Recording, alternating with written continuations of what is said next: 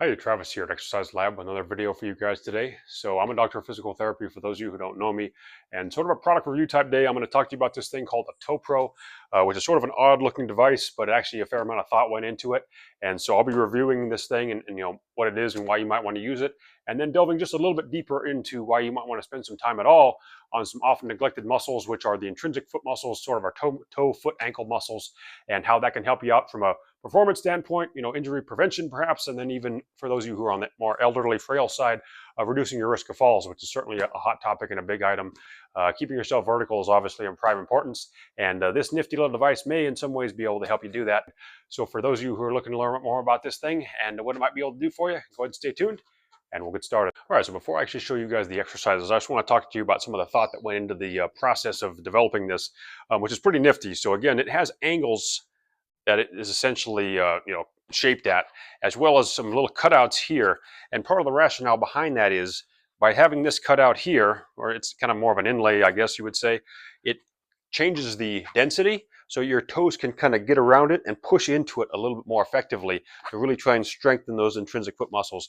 And an old classic exercise was, putting your foot on top of a towel and trying to clench it. So this essentially achieves that effect, but it also puts the toes in a little bit more of a lengthened position. And that I don't want to hijack this video by talking to you about that, but there's something called stretch-mediated hypertrophy, and you might be able to take advantage of muscle hypertrophy or muscle building effects as well as strengthening by placing muscles in a lengthened position. I'm going to probably talk about that specifically in another video because it does deserve a deeper dive. But for now, I'll just suffice to say that this thing will put your toes in a more lengthened position, which may be beneficial for strengthening. It also, because of the angles, allows you to really press in with your great toe, which again may be an advantage, particularly from a balance standpoint, as well as being able to activate some of your intrinsic foot muscles. And so it's got that pretty much built in by the shape of this thing. And so that's just kind of a cool, nifty little thing. It almost looks like something, the Hollywood Bowl here, sort of the seating arrangement, but your feet are supposed to go on it, and so your feet can start out, at various places on here to sort of take advantage of some different things as far as strengthening your foot and ankle muscles. And so I just think that's kind of a nifty little feature about this ToePro. And so there. Okay, so as you'll notice, there's these little ridges in here, and so one of the first places that they recommend starting is to just put your toes on top of this first ridge. So I'm just right in here. So my heel, my forefoot, actually, where you see kind of the ball of the foot here, is actually resting on the floor, and I just put my toes up on top of this. So I kind of get those to cock back a little bit, so to speak, and my toes are on here. And then this is something where I'm going to lean forward now, and as I lean forward, I'm going to try to clench my toes into this, sort of like I'm squeezing, and then come back. And so I'm trying to lean forward, very much like that Michael Jackson maneuver, where he would keep his body sort of rigid and then lean forward. And you're basically just trying to see how far you can go while also simultaneously getting a good toe clench. And again, your heels may have a tendency to want to rise on this. So, I'd say don't go so far that your heels are actually going to lift. If they come off very lightly, but you really just want to focus on that clench and that grasp of your toes. And you certainly can do this without socks. I'm just doing this with socks, hopefully to give you guys a little bit of a visual on what's happening here since they're colored. But anyways, again, I'm just leaning forward, and this could be a nice warm-up. A couple rounds of about, say, 20 or so is sort of what I believe the developer recommends. And again, depending on where you're at, that might be difficult. Now, I'm actually doing this free form here. Certainly you could do this in front of a wall or close to a wall, or maybe a chair, something that's sturdy that, is within reach, particularly for those of you who are on the frailer side balance-wise, because, you don't want to actually fall forward. But that's kind of part of the rationale is, getting that control and that ability to kind of grasp the floor with your toes to prevent, a forward loss of balance. And, again, from a performance standpoint, that's almost like a way that you're going to strengthen, because as you're going forward with your legs straight, you're actually lengthening the gastrocs, which are those outer calf muscles as well.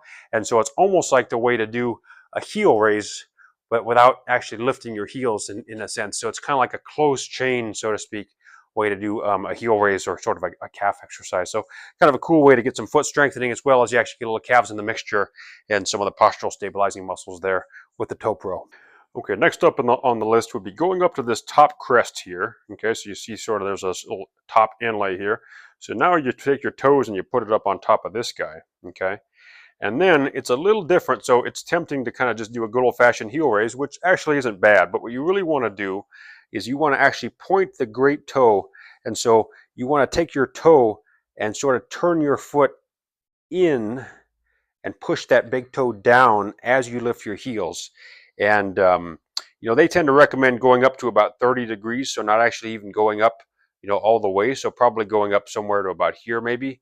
I don't necessarily know that you have to stop there.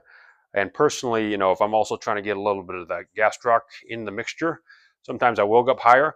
But you'll notice if you go real fast though, it is more of a calf exercise, and you're not necessarily getting that foot rolling in, or that sort of that pronation type maneuver. So you do want to sort of prioritize the pronation with the lift if you can. And so that's kind of a unique way that you can try to work that great toe in addition to the calves sort of in one shot. And so again, you're putting this in a lengthened position. So I'm kind of pre-stretching it here, and as well as the toes. And then I'm pushing down and going up for those heel raises. And so again, this is just kind of a nice way to kill a few birds with one stone, really get those intrinsic foot muscles, and even the lesser toe muscles are going to have to clench into this crest as well. So kind of a cool way to get some foot strengthening. Certainly I would say in a superior way to just doing some of those, good old fashioned little toe grabs or towel grabs that, you see people doing in the PT clinic. And something else that he recommends is not just doing it with your legs straight, but also doing it with a little bit of a bent knee to sort of emphasize a bit of that soleus muscle. So we have a muscle that sort of sits underneath that outer gastroc called the soleus, which kind of runs here and runs deep. And it's shaped somewhat like a solefish, which is why they call it the soleus, sort of that shape. And so when you have your knee bent, it slackens the gastroc a little bit and allows that soleus to do a bit more of the work. And so you can kind of do it with somewhat of a bent knee and then do that same maneuver. And, based on the protocol that developer likes, he likes doing around 2 sets of each for building up to about 25 reps. Clearly it might take some people some time to do that. Once again, you can certainly hold on to things as you're there, but the idea would be, 2 sets straight legged, 2 sets with a little bit of a bent knee, and then that would get you 4 sets total for the 25 reps on that exercise. And then there's 2 other exercises that he talks about called alternate, or what I might call specialty exercises, where you're going to be more in parallel to this thing. And so you'll see again that angle that's made where it kind of goes up. You sort of have a peak here and then it tapers off. And so what he recommends doing is you put your foot there in that position. And so my great toe now is facing up. And so what that's going to do is I kind of do that scooping motion, is that's going to allow me to really tap into those peroneal muscles. And the peroneal muscles tend to run on the side here. Peroneus brevis and longus are 2 of the big ones. And those are muscles that have been implicated in things like Achilles injuries, as well as things like stress fractures, basically just suboptimal force, translation, because again, you have all these big, strong, what they call proximal muscles, being the hips and the thighs, and so you have to transfer that force down into the feet. And so you want to have some good peroneal muscles, which again live sort of on the outside of the leg there, to be able to do that. And so the exercise would be coming in here, or you could drop that ankle behind and do something like a heel raise, where I'm also trying to turn my big toe down as I lift my heel, come back down, and as I'm doing that, I'm trying to basically turn my foot this way. So I'm trying to move my foot like this, again into that sort of pronation type of a maneuver. And so I'm trying to pronate. And so again, he recommends up to about 30 degrees or so. I would say you probably could even go a little bit higher than that if you have the balance for it, or again, if you're holding on, then certainly you could go even higher. But it's just a nice way, and you do feel those muscles kind of right in through here, kicking in as you're doing this exercise. And so that's kind of a way to get some calves, as well as emphasizing those peroneal muscles. Again, that would be longus and brevis. And the next specialty exercise he has is coming at it, but basically from the opposite direction. So a moment ago I was here, okay? So if I wanted to do the same side, I would just spin around. So now my big toe is pointed down. My big toe is towards the bottom. My pinky toe, or my 5th toe, is up towards the top. And so now what I'm going to do is I'm going to try to move my foot in this direction as I go up, and that's going to strengthen a muscle that kind of runs inside, which we call your tibialis posterior. And that muscle actually has been implicated in helping to strengthen what we call the transverse arch. So we have the main arch that you know about this way, but there's also a transverse arch which kind of moves in the other direction. And there may be some help there and benefit for people who have plantar fasciitis, as well as various types of ankle injuries and things of that nature. And so to try to strengthen that muscle, you're going to be moving your foot in this direction. And so again, you could do the same. I like to try to see if I can go pretty much a full range of motion if I can. And certainly as long as I feel like I'm able to keep that tension dialed in where I want it. So again, I'll go up and down here. All right, so those are the exercises. And so you might think to yourself, well, there's only so many hours in the day. Do I really need another thing to do? Do I really need to spend, time strengthening my toes? And I would say it kind of depends on who you are. If you're an athlete, somebody who's pivoting and cutting a lot, spending a lot of time on their feet, they really need good force transfer. I think it could be worth your while, and it certainly could at least be worth experimenting with and seeing if you notice, this tends to move the needle at all.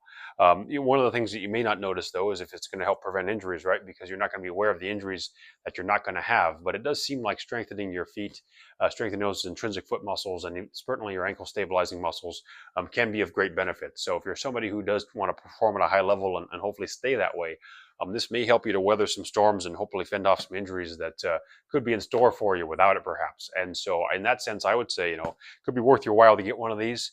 Injury prevention, again, for your weekend warriors, kind of depends on what you're doing. As you get older, probably getting into the 30s and 40s, maybe you're less athletic. Well, I would say, your time might be better spent on your big muscle groups, get as much bang for your buck as you can, get the benefits of exercise that we know. This would probably be a little more of an icing on the cake type of thing. But then that conversation changes a little bit as you get into the later years. And so, one of the big studies they used to tout the benefits of this was something that came out of an Australian study. And that basically showed that for every 1% increase in the force you could generate under your big toe, it reduced the fall risk by about 7%. And that was in a group of, I want to say 300-ish, from what I remember looking at, it's like 312 participants that were between 60 and 90. And it was kind of nifty the way they did it. It was a prospective study. So some people might say, well, that's not the gold standard. But that being said, rather than being based on an outcome measure like a Berg balance scale or an FGA, all they did is they just followed a group of people for about a year. And then they looked at, how many fell. And I think it was about 35% of these people fell. And they looked at those fallers and they found that, oh, lo and behold, they didn't have as much force being able to generate under their greater, which is your big toe, and the lesser toes, the other four toes. So, the way it counts on the toes is, 5, 4, 3, 2, and then, 1 is the big toe. And so people who had weaker toes, they couldn't generate as much force into this force plate that I believe they used, a pressure plate, were at a higher risk of falling. And so that single-handedly kind of said, well, if you strengthen your toes, maybe it's going to help reduce your risk of falls. Certainly, you could also say, well, maybe having weak toes is an artifact of being weaker in general, and so perhaps that's also true. Maybe those people were also frailer, and that's why their toes were weaker. They didn't walk as much and things of that nature. So, you always have to take these things with a grain of salt. But I think it does make an argument that having stronger toes, stronger feet, probably is a benefit for people who are at a higher risk of falls. And so, for that reason, it's not a very expensive device, and so I think it's something that could be a benefit to a fair amount of people. And again, a fair amount of thought, I think, did go into the development of this. And, for all the gimmicky stuff that comes along, as I always say on this channel, every now and then something does come along that isn't bad. And I think this definitely would qualify for that. And so it's going to stay in the gym here at Exercise Lab for the time being. And again, I want to always bring you guys the stuff that I think is going to give you the most bang for your buck, because there is a lot of junk out there. And so kudos to the ToePro and the developer of this thing. And I hope this video was somewhat informative. At some point, I'll do a deeper dive on stretch-mediated hypertrophy, which is, why do you want to put muscles in a lengthened position? Why does it matter if the toes are in a lengthened position when you're doing strengthening?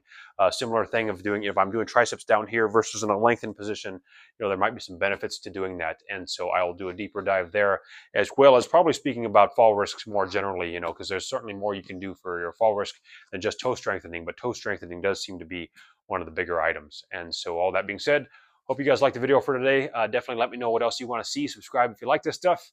And as always, I hope you have some fun.